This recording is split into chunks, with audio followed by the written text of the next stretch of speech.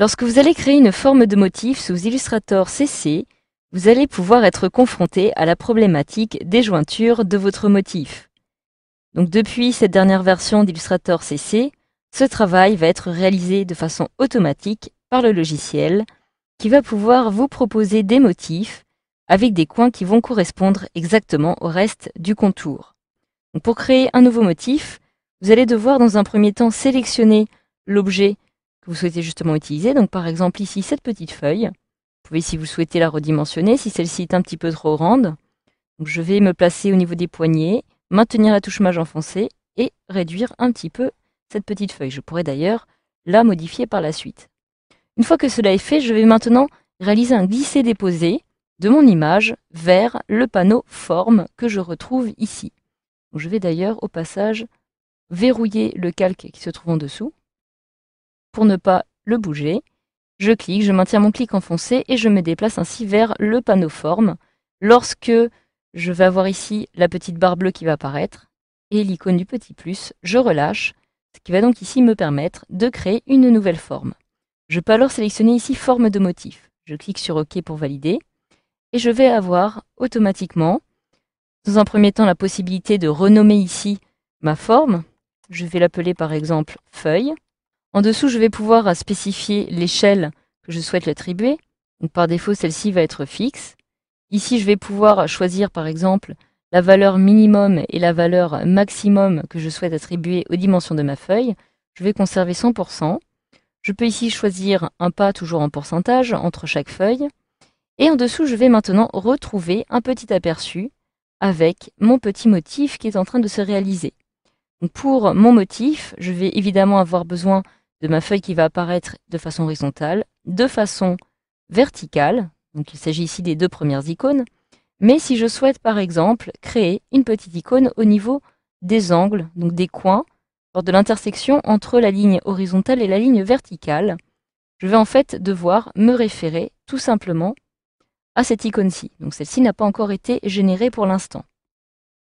Donc pour cela, je vais pouvoir ici choisir de modifier l'angle extérieur, les côtés si je le souhaite, et pour l'angle qui va apparaître ici, qui n'a pas été reconnu directement par mon logiciel, je vais pouvoir avoir le choix entre un centrage automatique, une imbrication automatique, un découpage automatique, ou encore un chevauchement automatique. Donc pour chaque cas, vous allez avoir en fait la petite icône qui va correspondre à l'image que vous souhaitez voir apparaître dans les angles. Donc je vais choisir par exemple, après avoir observé un petit peu les différentes possibilités qui me sont proposées, chevauchement automatique. Et automatiquement, comme vous pouvez le voir, je vais avoir ma feuille qui a été placée dans l'angle qui se trouve ici et qui a donc été générée automatiquement par mon logiciel. Donc voilà, je peux maintenant, si je le souhaite, décider par exemple d'insérer un blanc entre chaque feuille en cliquant ici, d'agrandir les carreaux ou alors de trouver une taille approchante. Je vais conserver cela. Si je le souhaite, je peux aussi choisir pour un début ou pour une fin, mais cela n'est pas nécessaire pour mon motif. Donc je vais maintenant pouvoir cliquer sur OK, comme ceci, et j'ai donc mon motif qui apparaît automatiquement ici. Lorsque je passe mon curseur dans le panneau forme, que je le retrouve, je vois en effet feuille qui apparaît. Donc à partir de là, je vais maintenant pouvoir supprimer par exemple cette petite feuille que j'avais au préalable réalisée, et je vais maintenant sélectionner l'outil pinceau en cliquant dessus. Donc par défaut, je vais retrouver ici actuellement la forme feuille qui est sélectionnée et qui va donc me permettre de réaliser un dessin. Je vais donc pouvoir, comme ceci, saisir par exemple les tracés de mon choix et tous ces tracés vont être adaptés directement maintenant à partir de la forme que j'ai sélectionnée.